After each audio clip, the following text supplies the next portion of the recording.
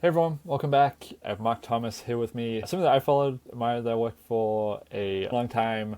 And today we're going to get into something that should probably be commonplace for just about anybody in growth, but is not something that I've seen a ton of people talking about. If you have forms on your website, you're capturing email addresses, capturing contact details, this is probably going to be for you. Mark now runs growth at Podia, but I'm really interested to get into this framework that you have for thank you pages, optimizing what happens after somebody fills in that form on your website. I'm curious, where did this come from? Why are thank you pages in general a thing that people should be paying more attention to than they currently do? Yeah, so actually, I should just say I didn't come up with this idea myself. This was something that I learned and put into action a lot at my previous role at Powered by Search. Still, though, this is one of the most effective little playbooks or recipes, I like to call them, that I have seen, and I've seen it work in many situations. That's not true of that many things in marketing. I think this is a pretty constant winner in my experience. So we know it's what happens on a thank you page after you fill in a form. What is the playbook? What does All this right. actually look like in practice? Somebody fills in your form, they land on this page, then Yeah. what? So, normally, what people do, if you're building a form, and let's say we're downloading a checklist or something, and you've put this checklist up as a piece of gated content. Now, what normally happens at that point is when somebody fills out the form, a little pop up comes up and goes, thanks. And then you redirect it to a PDF, just the kind of standard PDF or whatever browser you're looking at. So if you're in Chrome, it comes up in the actual Chrome tab. Now, as a company, you can't control that experience at all. And frankly, you have no idea whether that person has consumed the content. You have no idea whether they've just clicked on it and looked very briefly or whether they've done something about it. And also, like, you have no opportunity other than in their email inbox later to follow up with them. That's the big mistake. So instead of doing the default thing, which is here's the PDF, like literally just up, what we do is to take the experience and like brand that experience. Now, this doesn't mean putting the PDF on the kind of the follow up page, but rather we're basically building a page that says simply the checklist will land in your inbox in 5 minutes. So you put a short delay on there, first of all. So that's the key. That's the key first thing. Don't show the resource right away. That person has told you that they have some level of problem that they would solve with this checklist. So they have a problem, hopefully related to your business if you've created this piece of content, right? That basically they're saying, hey, I've got this problem. So they're problem aware, right? On the thank you page, you then put the title of the page to be something like, hey, you've told us you have this problem. Did you know that you could do this in a way that's faster, has more certainty, or is more connected, or whatever the value prop is of your actual piece of software? Then you put a short video, let's say 5 minutes maybe, the page that shows how you could solve your problem today using this piece of software rather than a checklist. And then you basically put a call to action that says, want to take a demo or sign up here? And then a couple of quick value props about the features. I promise you, the conversion rate from somebody downloading that checklist to taking a meaningful business related action for you will massively increase compared to just the PDF in the browser window. I've seen that many times over. And in fact, at Podia, it drives a lot of signups for us, like a noticeable number of signups. You could see it in the curve, which was pretty cool. I love how simple this playbook is. It's so Literally just simple. put one page after your forms instead of a Yeah. PDF. Great. Yeah. You've talked a lot about precursor content previously. Right. Something that I've talked a lot about, at least more recently, is the maturity curve of solution problem match, which I think are very similar sort of topics. Software is not the first thing that people are going to try. How do you think about that when it comes to distributing the thing that is in front of this page? Do you just, whatever is the easiest thing to get in front of people and get them to go download and then look at the conversion? Or like, how important is this sort of connection between that thing and the software that you're actually selling them on the thank you page? Yeah, I do think about this a lot. And what I would advise everyone to do, because it's what I've seen work, is to go, look, what is this person trying to do right now? I can give you a very clear example. At Podia, a lot of people use our product to make a lead magnet. Amazingly. So they actually come on and they make a lead magnet which builds their email list so that they can sell a course. Podia is effectively a digital product platform for selling things. Our lead magnet is about how to create a lead magnet, right? So this is so meta. And basically it says, here's 5 experts on what to do to create an effective lead magnet. Sweet. Easy PDF. You ask for their name and their email. I think that's just it. When they give us that, we say, look, once you've created this lead magnet, here is how you distribute it in an all-in-one solution, basically. And then we show a video, which is literally a Loom video that I shot. It took me 2 minutes of me walking through the exact process of that lead magnet thing. Now, to be clear, it is one job that people do, is to create a lead magnet. It's not the only thing that they use Podia for, but it is often like the gateway drug for people. And so the really key thing here is align the stages of awareness to the pages that you're creating.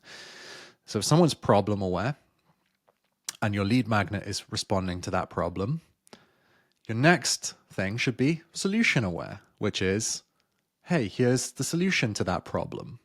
So it's really pretty simple. You might even do it even further back the awareness journey and say if someone's unaware, they've just casually landed on your page. Maybe your lead magnet then is a diagnosis or something like that to help them discover that they've got a pain. And then the thing after that is to show them like something about how to solve that pain with a checklist. The goal is to move somebody along the awareness journey and control that. They can still take the action. You're not going to convert everyone, but you will convert more people by being helpful and leading them along that than just simply whapping a PDF in a browser window. Totally. Okay. They have this experience which presents that next step.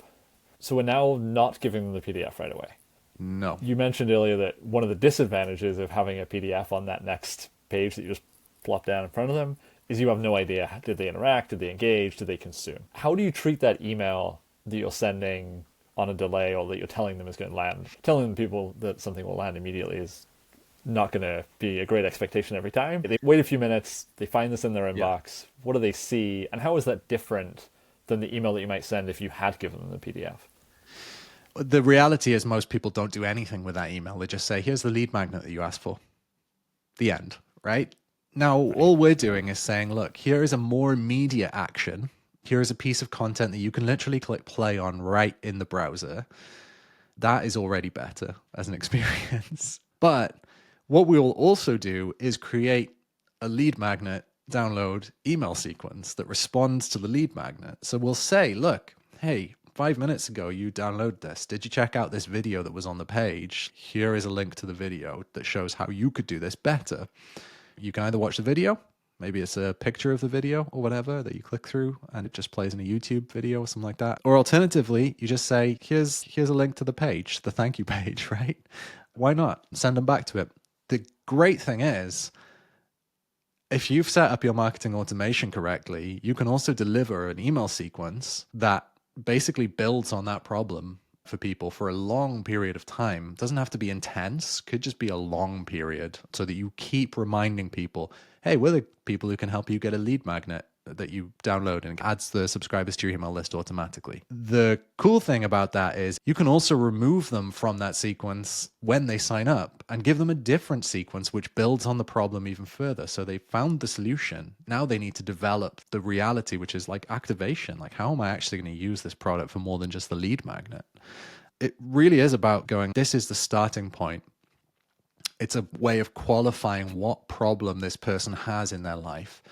And then your marketing automation, your lifecycle emails, for example, should reflect that problem as much as you can, with as much capacity as you're able to assign to a lead magnet. I recommend developing one really good one and just pointing people towards that. That makes a ton of sense and hits on a bunch of things that people often neglect or push down the list of priorities in favor of more distribution or more traffic at the top of the funnel when there's so much opportunity in there. What about the people who we have some information about and have some intent about? Sending people back to that thank you page is interesting because it's almost like you're building like an ABM style landing page, but just for problems. Yeah, you can even do that if you want to. You can even embed a little bit of JavaScript in the headline, because if you've got them in your CRM and you're sending them back to the thank you page, why not just put their name on it as well and make them feel extra? Wow, this person really, really wants me to buy the thing. You say that about this kind of focus on a simple way to convert people. These things exist. There's so many of these small changes that you can make. I hope this is okay, Stu, but recently I launched a product which is called the Turnaround Cookbook. And basically I realized like a lot of people were coming up to these sort of problems where, hey, my boss is going to fire me because I'm not delivering on signups and revenue, or no one buys into my ideas because I'm not delivering on signups and revenue. I need something today rather than in 6 months' time.